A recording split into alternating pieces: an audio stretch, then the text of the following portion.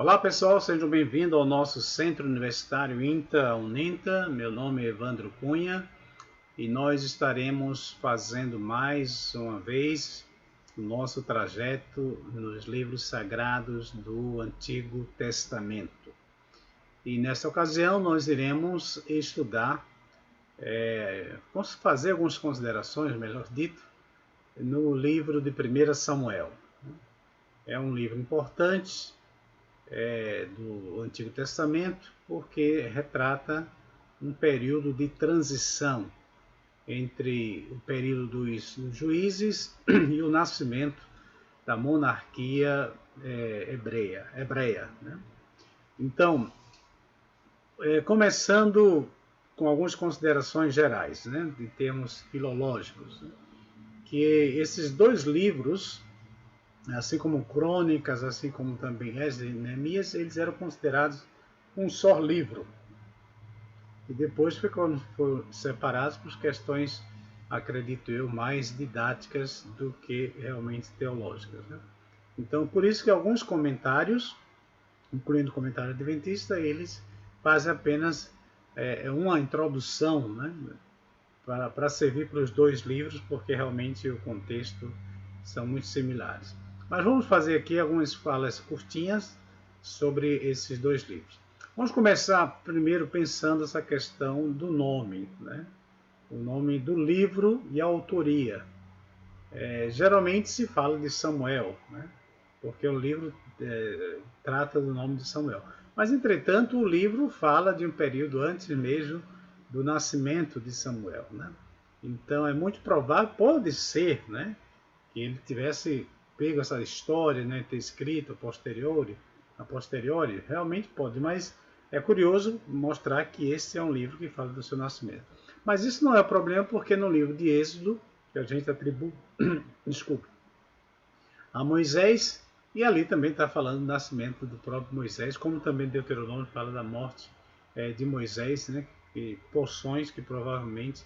O nascimento não é problema, porque, como eu falei, a gente pode ter acesso a fontes históricas da nossa vida e a gente escrever. Né? Agora, da nossa morte, aí realmente só Brás Cuba, né? Lá no Machado de Assis, que escreveu. Bem, pessoal, mas vamos lá. Esse são algumas informações gerais. A outra informação é com relação ao nome, né, o título, Samuel. Né? Porque esse é um título interessante,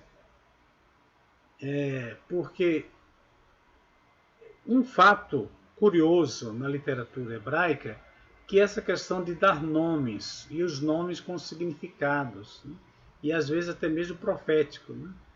É muito improvável que Jacó, o nome original de Jacó, não fosse trapaceador, né? Porque a raiz da palavra Jacó, Jacob, está relacionado com calcanhar, não com trapaça. Então, possivelmente foi algo que se desenvolveu no caráter de Jacó a posteriori e foi incluído na interpretação do seu nome. Né? O mesmo acontece com Samuel, né? Porque Samuel recebe o nome quando criança, e na verdade o nome dele em si tem muito a ver com o verbo ouvir, né? O verbo ouvir. Então pode ser que tivesse algo relacionado a ouvir, aquele que ouve a voz de Deus, né? Ou aquele que tem o nome de Deus, né? Pode ser também outra possibilidade. Mas isso é muito curioso, né? Porque você dá um nome de uma criança, aquele que ouve a voz de Deus, e mais adiante essa mesma criança vai ter uma experiência de contato, né, com Deus através da audição. Né? Então esse aí é um dado bastante curioso. O restante do livro de 1 Samuel, ele vai tratar dessa transição do período do juízo, que é um período caótico. Né? Todos os autores tratam, os autores bíblicos, né, tratam desde o juízo, o livro de Juízes mesmo, né, até esse início aí da monarquia como um período caótico. Né? E a monarquia aparece como sendo aquela instituição que vai dar ordem, né? Que vai criar ali uma nova realidade, uma nova ordem, pelo menos nacional, né? Ou territorial. Então isso é muito importante, porque aí, de certo modo, está nascendo uma teologia da monarquia, né?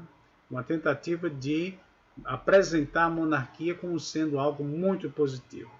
Porque o caos que estava acontecendo ali não era porque era um caos teocêntrico, né, ou teológico, mas um caos causado pela ausência de Deus. E a monarquia, que embora não fosse da vontade de Deus original, ela iria trazer de volta essa presença do divino, né? E isso é muito curioso porque monarquias antigas, né, desde Babilônia, ali na Mesopotâmia até o Egito e outras também ali próximo ao Mediterrâneo, tinha essa ideia de divinizar o monarca para que o monarca representasse a sua religião, né, personificada. No caso de Israel, nenhum deus, nenhum monarca foi considerado um deus, né? Mas todos sabiam que estavam representando uma divindade, né? A divindade de Israel, né? E isso ficava muito claro, isso aí, principalmente no ministério, no reinado do rei Davi, né? Então, primeiro temos aí a experiência dramática, né? Temos uma proto-experiência no livro de, de Juízes, né? Um experimento ali que não deu certo. Depois temos a experiência de Saul, né? E depois temos a experiência de Davi, né? Mas o livro termina falando aí de como Saul perdeu o controle, né, daquilo que Deus havia colocado em suas mãos. Então vocês vão perceber que a monarquia tem a ver com obediência a Deus, né? Eu já mencionei para vocês aquele triângulo que é muito importante, né, dentro da estrutura de Israel, né? Deixa eu colocar aqui, né? Que é o seguinte, olha que desenho maravilhoso, né? Que é o seguinte, aqui você tem o rei, aqui você tem o profeta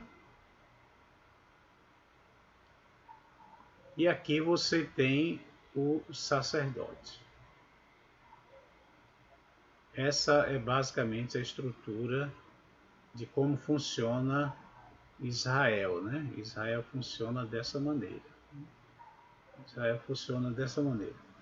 Então, haverá momentos, né, de tensão entre essas forças, né? Principalmente, né, você vai ver que o profeta é aquele que vai estar sempre chamando a atenção do rei, né? E também dos sacerdotes, né? E essa é uma tensão que vai aparecer aí durante toda a narrativa bíblica, né? Uma relação aí muito interessante, que você tem que compreendê-la para você entender o desenrolar de tudo isso. Lembre-se que a figura de Samuel, ela se encaixa aqui na figura do profeta, né? Mas também do sacerdote, né? Samuel se encaixa aqui na... Deixa eu apagar isso aqui, pessoal. Deixa eu apagar isso aqui. Samuel aparece aqui de certo modo, representando esses dois poderes, né? Samuel apresenta que ele é um profeta, né? Sem dúvida alguma. Ele é um profeta. E ele vai estar oscilando aqui nessa questão do sacerdócio e do profetismo. E é curioso também que Samuel estará diretamente relacionado com a monarquia de Israel, né? Ele vai estar relacionado com a monarquia de Israel. Primeiro com a questão de Saul, né? Tensões sérias ali com Saul, e depois com Davi, né? Que tem uma relação mais amigável, né? Isso aqui, como volto a repetir, é importante para a gente entender o desenrolar, né? Um outro ponto importante que eu já mencionei em outras vezes, mas aqui eu vou repetir mais uma vez, é vocês lembrarem dessa questão dos fatos ocorridos, os fatos registrados e os fatos editados, né? Que toda essa literatura tem um objetivo de apresentar a importância da monarquia em Israel, né?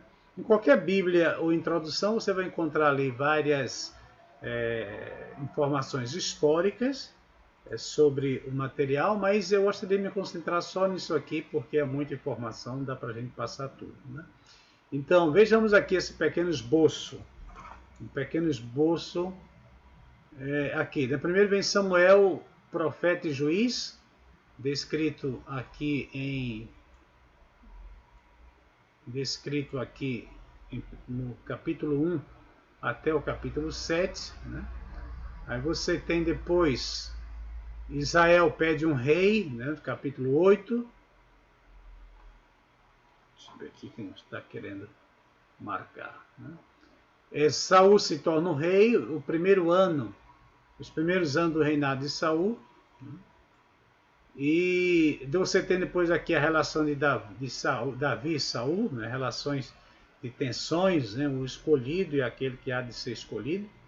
E por fim a morte de Saul e dos seus filhos, né? Então aqui basicamente você tem a descrição do primeiro livro de Samuel, né?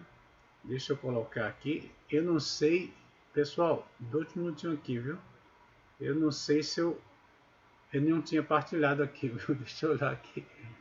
Eu não tinha partilhado, né? Então deixa eu voltar aqui um pouquinho, bem rapidinho, né? Porque infelizmente não tinha partilhado e fiquei falando aí sem olhar para a tela aqui. Deixa eu fechar aqui, agora sim. Deixa eu mostrar mais uma vez aqui para vocês, né, o que eu estava mostrando, a relação do sacerdócio do Israel aqui, ó, né? O rei, o profeta e o sacerdote aqui são o núcleo da estrutura de Israel, né? E com Samuel vai oscilar aqui no profetismo, o sacerdócio e a sua relação também com a monarquia. Falamos também, revisando, né, a questão de você ter sempre em mente essa questão dos eventos ocorridos, os eventos registrados, os eventos editados, né, posteriormente, né, os manuscritos, etc. Porque aí você vai entender melhor alguns elementos linguísticos, filológicos que aparecem no texto bíblico. Tá certo? E aqui nós mostramos rapidamente um esboço, né, da vida, aliás, do livro, né, mostrando ali desde o início do Samuel, né, quando Samuel é chamado aí para ser profeta e juiz. Depois Israel pede um rei, Saul se torna um rei, os primeiros anos do reinado de Saul, a relação de Davi com Saul e, por fim, a morte de Saul e dos seus filhos. Agora sim, a gente pode fechar, né? Então, realmente estava mostrando ali para vocês e não estava aparecendo. Então, pessoal, por que isso aqui é importante para fechar essa parte, né? Lembrando que a monarquia de Israel é uma representação da vontade de Deus, né? do reino de Deus aqui na terra, né? Então, se espera dos monarcas um comportamento acima, né, da população geral para poder inspirar o povo, né? E isso aqui é muito importante que a gente tenha batido nessa tecla, né, que os liderados nunca serão melhores do que os seus líderes, em raras exceções, né? Mas no geral os liderados seguem aquilo que os líderes de algum modo, seja de forma positiva ou de forma negativa, estão fazendo. E a história aí de primeiro livro de Samuel mostra muito bem isso, a diferença entre Saul e Davi e as consequências desses comportamentos, né, tão antagônicos. Pessoal, então a gente fica por aqui. Muito obrigado aí pela atenção de vocês e a gente volta na próxima oportunidade para tratar de 2 Samuel.